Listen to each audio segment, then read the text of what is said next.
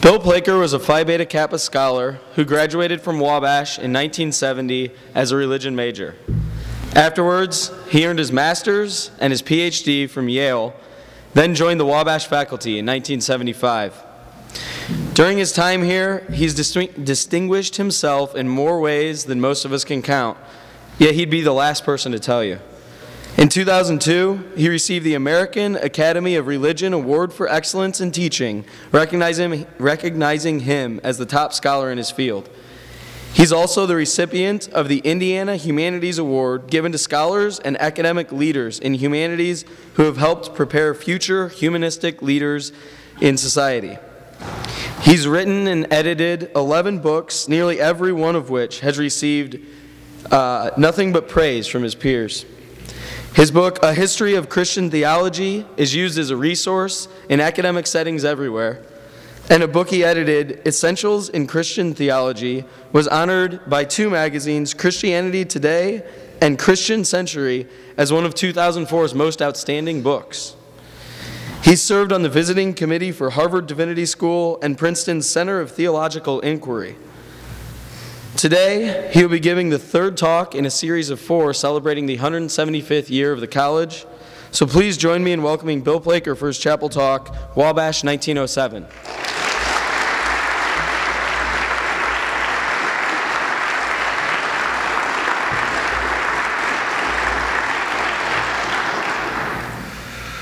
Wabash has had a lot of history, and I've been around for almost a quarter of it.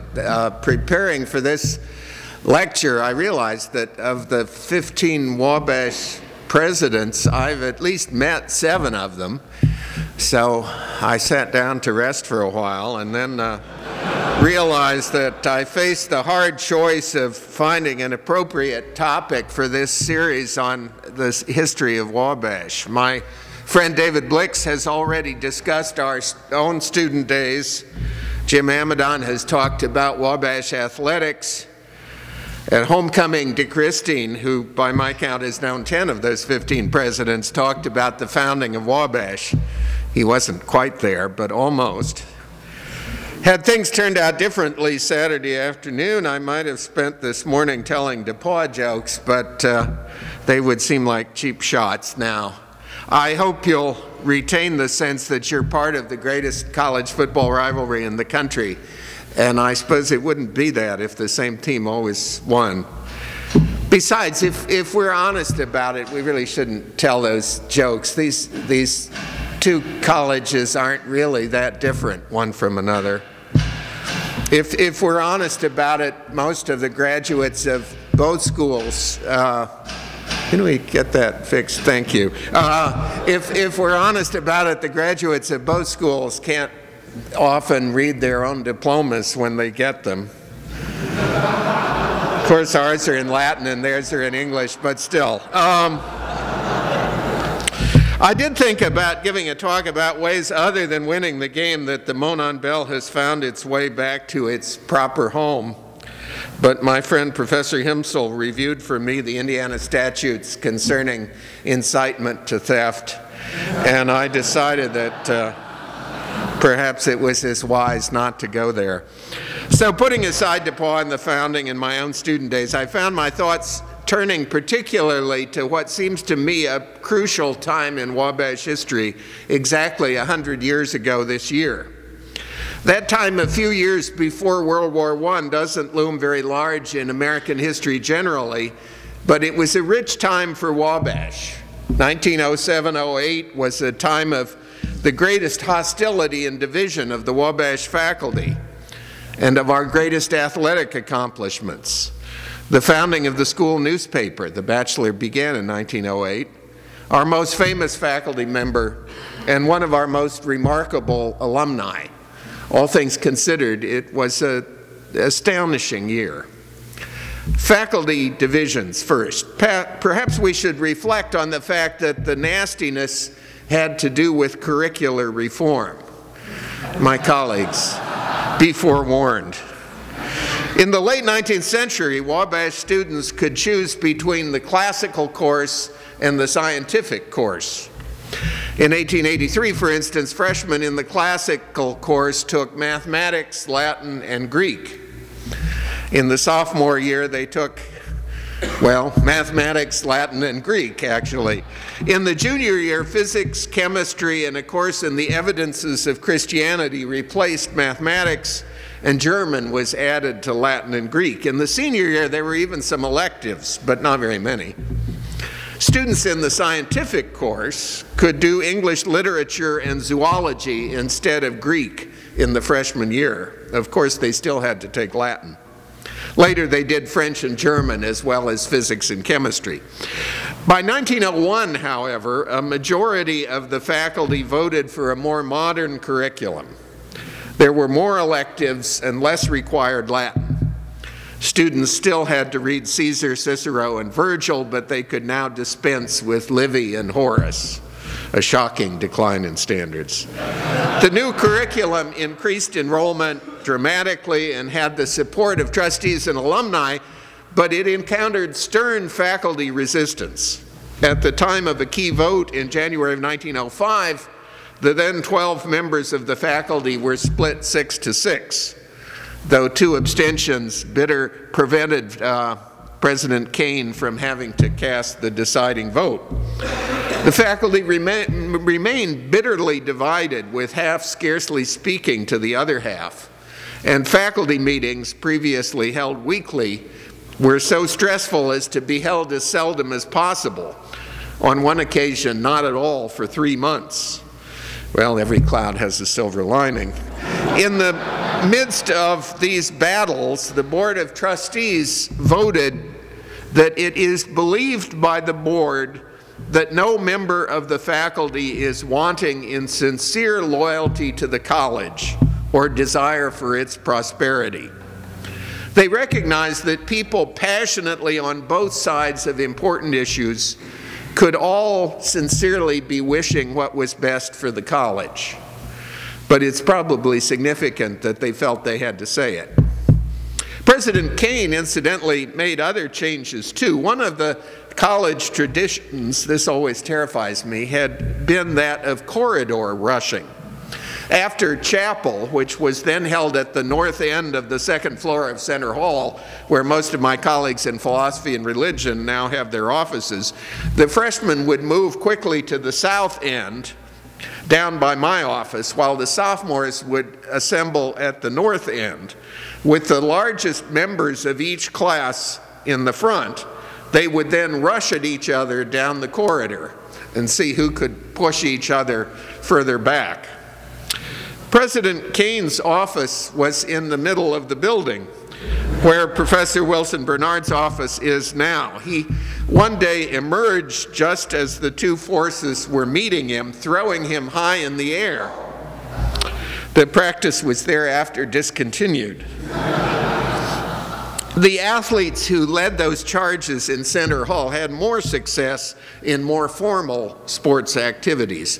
That first decade of the 20th century may still stand as the most remarkable time for Wabash athletics.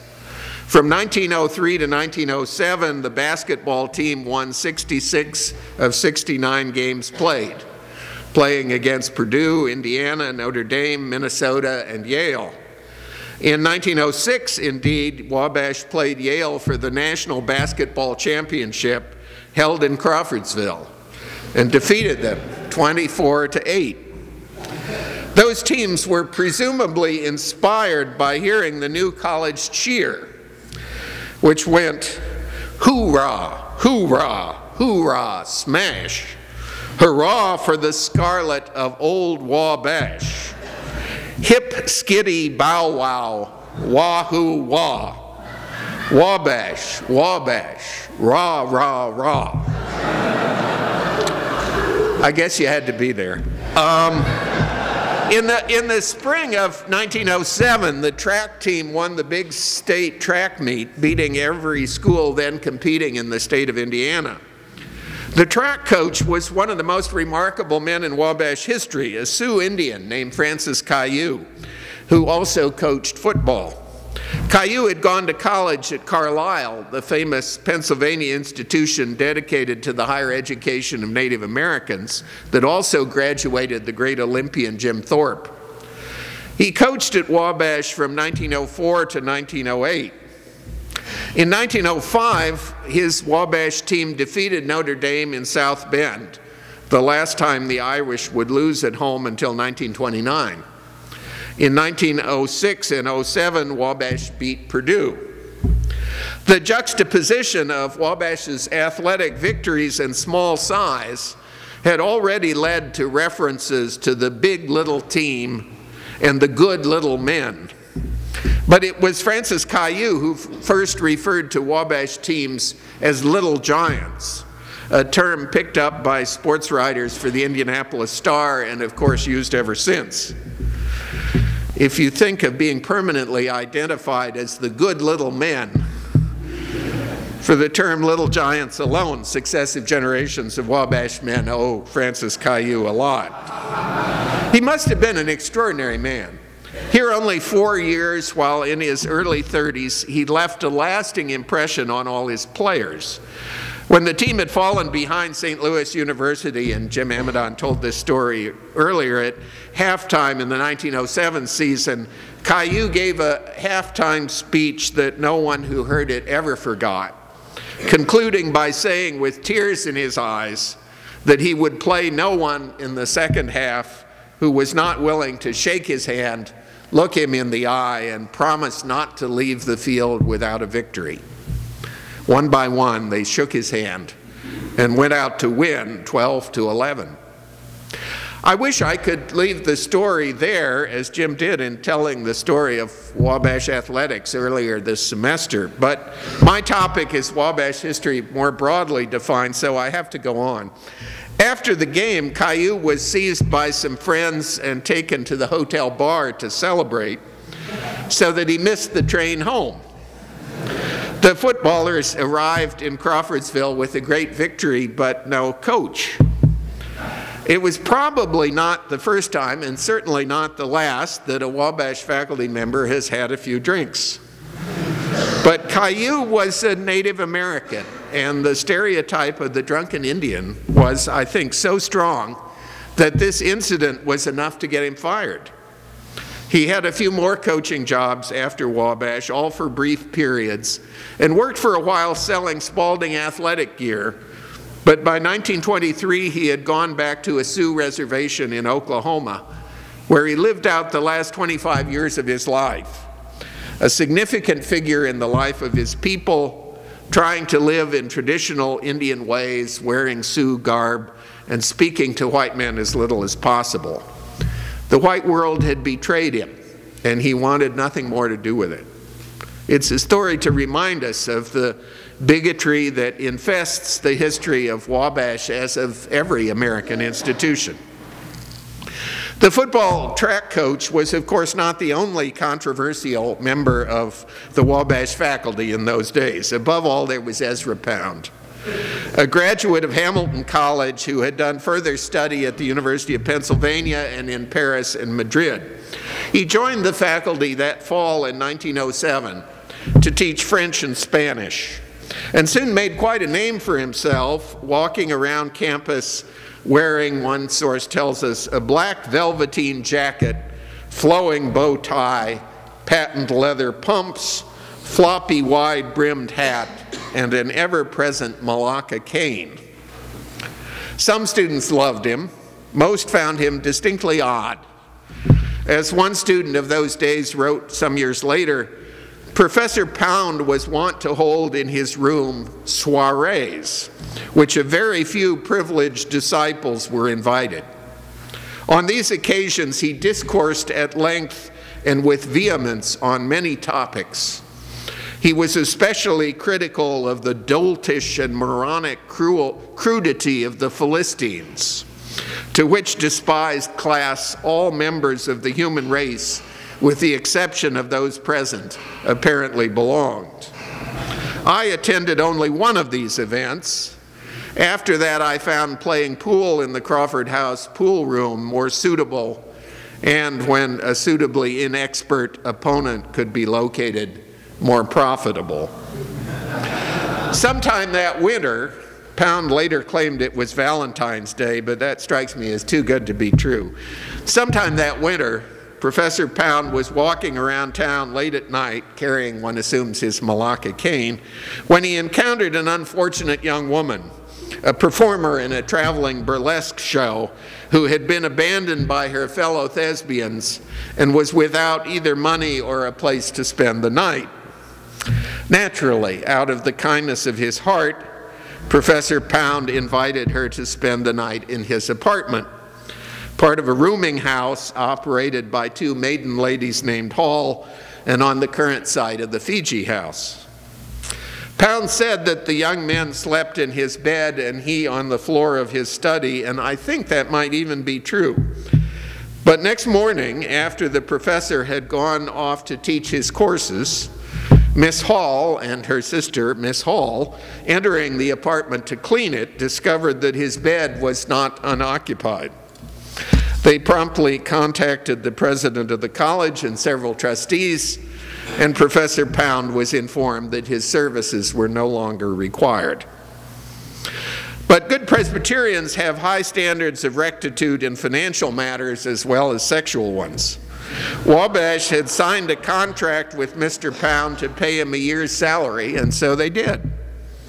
The remaining money sufficed to finance sailing to Italy and settling in Venice, which was, Pound wrote to a friend, a very good place to move to from Crawfordsville, Indiana. In Venice, living on Wabash College's money, he began to write some of the greatest poetry of the 20th century. I mentioned that student reaction to Pound was mixed. One of the students in 1907 who most appreciated him was a sophomore named Bob Winter, a local boy from Crawfordsville, a gifted swimmer, a homosexual.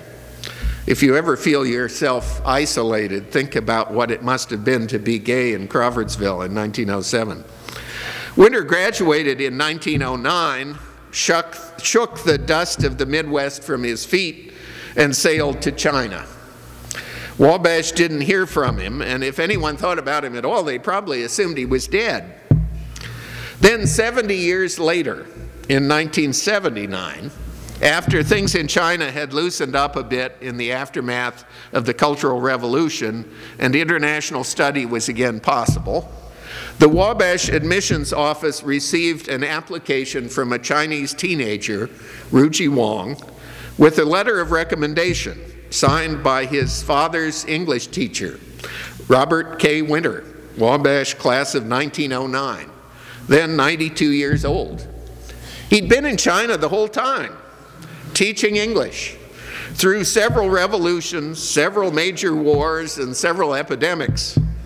He was doing fine, thank you. You might think that the safest way to reach a ripe old age is to be a banker in Waynetown or something, but no.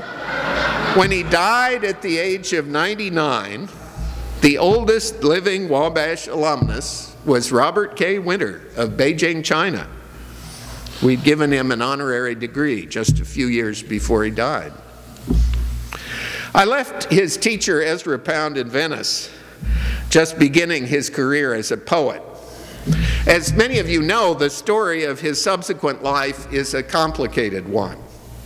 As an American living in Italy after Mussolini came to power, he made some radio broadcasts that were either the confused ramblings of an isolated man gone a little crazy, or else the vicious propaganda of an anti-Semite. He continued them at any rate during World War II, and when American troops conquered Italy, Pound was arrested for treason. He was held for a while in an outdoor cage in a city square in the Italian city of Pisa. However bad his radio broadcasts, it's hard to think that they justified this treatment, and hard to figure out the danger that a 60-year-old poet posed to the American occupation of Italy.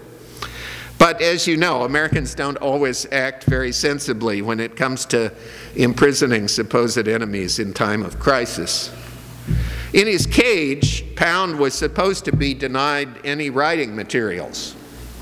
But one of the enlisted men guarding him slipped him pencil and some paper, and he did what poets do. He wrote poetry, in this case about vanity, a subject about which he was perhaps realizing that he knew a great deal from personal experience. So here are some lines from Ezra Pound's 81st canto, written in a cage in the square in Pisa. What thou lovest well remains, the rest is dross. What thou lovest well shall not be reft from thee. What thou lovest well is thy true heritage. Pull down thy vanity, how mean thy hates, fostered in falsity. Pull down thy vanity, I say, pull down.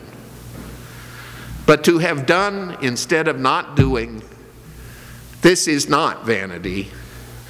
To have gathered from the air a live tradition, this is not vanity. Dear friends, there's a live tradition in the air around us as well.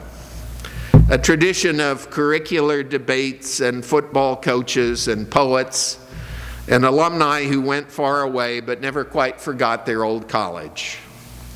We learn from our history that this college can respect even those who disagree with its decisions, that our traditions have a dark side of prejudice, and that even those who go furthest away can remember this small college with affection. What we love well, our true heritage, is above all the teaching and learning that goes on here.